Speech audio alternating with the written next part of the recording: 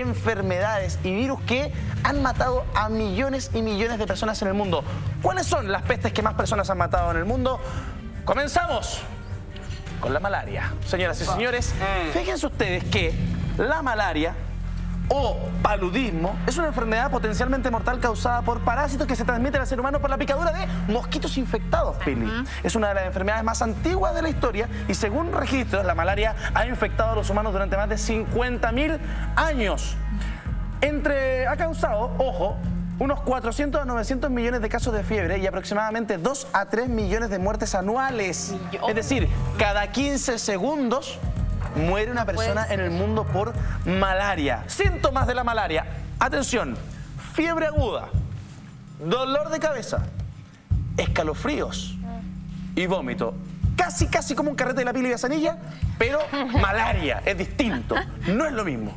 Ahora, si no se trata en las primeras 24 horas, puede agravarse llevando a menudo a la muerte. Tengo un caso para ustedes, mira. Terrible. A ver.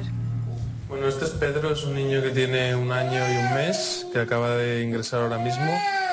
Es un niño que tiene una historia muy común de fiebre desde hace un día, tos, diarrea, vómitos, y que cuando le hemos hecho la gota gruesa hemos visto que tenía malaria. Es un niño que probablemente podríamos tratar con medicación oral, pero como está con diarrea y tiene muchos vómitos, no tolera la medicación oral y lo tenemos que ingresar para dar medicación endovenosa. Me enfrento a la muerte a diario, veo muertes cada día. El acostumbrarse a trabajar con la muerte alrededor no quiere decir hacerse más insensible a ella. Las muertes duelen igual aquí que en cualquier sitio. Simplemente sabemos que están y hacemos todo lo posible para que haya las menos posibles. Fíjate que a nosotros nos puede sonar a ese un poco lejano, pero es algo que está completamente vigente en continentes como el africano, en donde los casos se repiten una y otra vez, casi sin freno en algunos momentos, y sobre lo cual hay que tomar bastante conciencia, porque África principalmente muchas veces funciona, siento yo, como una especie de laboratorio. Pero una buena noticia para la malaria. Ya a mediados de este año se hicieron pruebas de un laboratorio que no lo vamos a nombrar.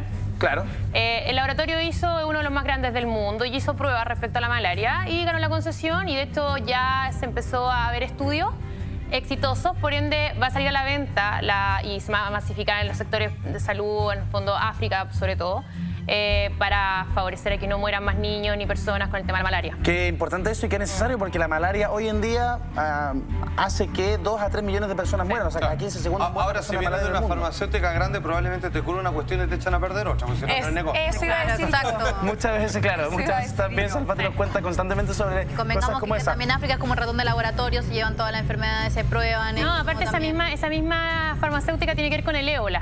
Sí. Solo un dato. Sí. Ahora, no quiero salir de este estudio ahora. remontémonos en el tiempo. Viajemos en el tiempo y vámonos al año entre el 541 y el 543.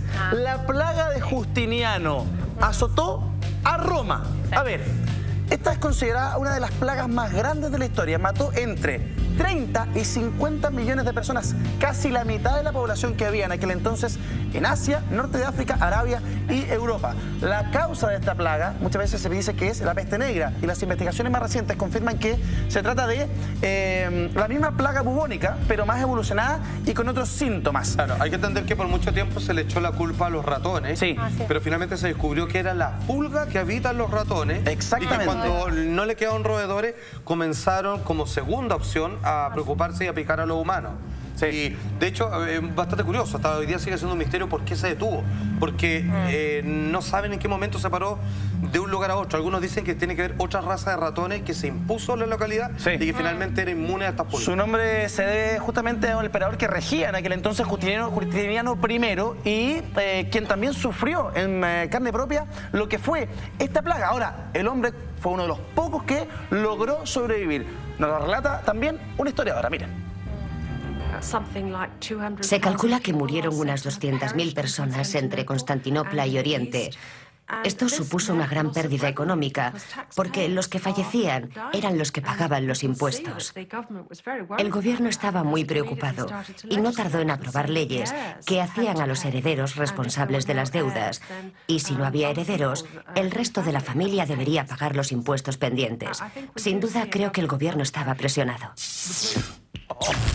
La plaga de Justiniano. Si no te mataba la plaga, Claro, los impuestos como no ha si- cambiado nada. No, como hasta el día de Como la vida misma. En la vida misma, como la vida misma. Justiniano tenía buen plan de ISAPRE, al parecer, porque el hombre se salvó, pero el resto de la gente, como en la vida misma, Hay dos cosas que hay muchos que murieron. respetar entre la plaga de Justiniano y lo que estábamos viendo la malaria, que ambos, en diferentes épocas, recordemos que estábamos hablando de la Edad Media, y la Edad Media se caracteriza no solo por lo oscuro en cuanto al arte que dicen así, que no es tan así tampoco, Muy bien, amigo. sino por el tema netamente de las condiciones de salud que existían. Sí. Sanidad horrible, Sanidad, o sea, ese es el problema. los desagües, ¿por qué se genera todo esto? Porque el desagüe uno caminaba en las calles y veía todo lo que agua serviente. Era permitido lanzar las Sí, claro. orinas por la ventana. Obviamente eso va a generar enfermedades como esta plaga, y también pasa con África, que África está lleno de plagas Pero mortales. subdesarrollo.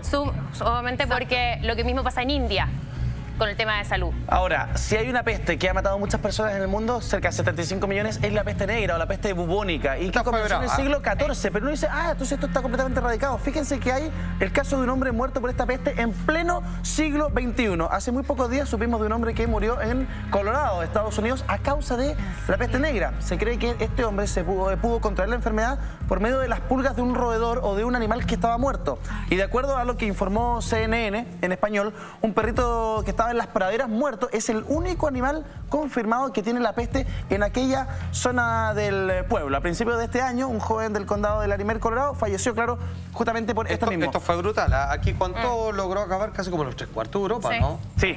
Así, Eso fue no, serio. tira. No, esto fue, se acabó la humanidad. Así, Mira, para allá iba la cosa. pongan atención a lo siguiente, mira.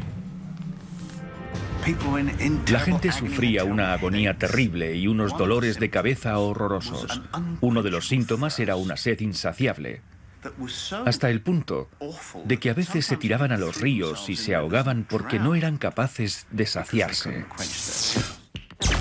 Y fíjate que es imposible no acordarse de temas que ha traído Juan Andrés, como te acuerdas, la Isla de la Muerte, en donde muchas veces a los enfermos de la peste bubónica o de la peste negra los enviaban y los aislaban Por supuesto. en una isla y los dejaban ahí Claro. No sabían qué simplemente hacer con para que él. murieran. Claro, y habían pilas de cadáveres que los quemaban y que en su momento convivían con las lauchas, así que andaban por todos lados y que de alguna manera ahí estaba el problema. Lo que pasa es que no sabían dónde focalizar. Claro. ¿Cuál era la raíz del problema? Si finalmente pensaban que esto era una maldición de corte divino nomás y que estaban todos entregados. En la isla de Popeglia. Pero, a ver, yo puedo entender que en esas épocas no existiera una cura y que matara a tanta gente, pero hoy por hoy, con la tecnología que tenemos, a mí no me quitan de la cabeza que las curas no llegan a flote o no salen a la luz porque el negocio rinde mucho más y efectivamente Con uno está enfermedades. gastando, claro, con quimioterapias, con un montón de cosas. O sea, el ébola, si no me equivoco, en África habían Sí. descubierto la cura del ébola y eran 5 investigadores que la habían descubierto, supone, bueno, qué iban bueno. viajando Sí. a Primero se enteraron contar todos juntitos. y murieron todos. Entonces tú me dices, en serio, hoy por hoy no tenemos cura para un montón de enfermedades. Mentira. Mira, atención con lo siguiente, muchas pestes o especies de virus cruzan el océano, cruzan el Atlántico para trasladarse desde Estados Unidos o desde América hacia Europa Lo que hicieron los españoles acá, po. desde los conquistadores para el Nuevo Mundo. La gripe española dicen que hasta liquidó a 100 millones de personas a lo largo del planeta. A ver, acabó con la vida de entre el 3 y el 6% de la población mundial entre 1918 y 1920, recién finalizada la Primera Guerra Mundial. ¿Y por qué hablábamos de este cruce oceánico de enfermedades? ¿Por qué? Porque fíjese que su nombre, la gripe española, no se debe justamente que haya sido originada en España, sino que España fue uno de los primeros países en afectado? comenzar a informar de casos de peste de la gripe española. Pero Francia, Inglaterra y también Alemania sucumbieron ante esta gripe que mataba gente por doquier. Y coincide, como les decía, con la Primera Guerra Mundial, en donde soldados norteamericanos llegaron por supuesto, a aquel conflicto y se dice que el virus podría haberse generado también por aquel cruce, por aquel paso. Por supuesto, hay que entender que las pestes han matado más personas y lo siguen haciendo que todas las guerras juntas.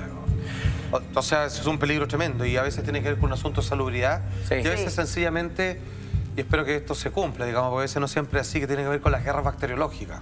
Claro. Los médicos en aquel entonces estaban vueltos locos, simplemente no sabían muy bien cómo reaccionar ante las personas que ya manifestaban los primeros casos. Así lo relatan. Atención. Cuando circulas por una sala de enfermos de gripe, llama la atención el aspecto de los enfermos, de respiración breve y dificultosa. Ya no se observa la cara roja del principio, sino un color plomizo.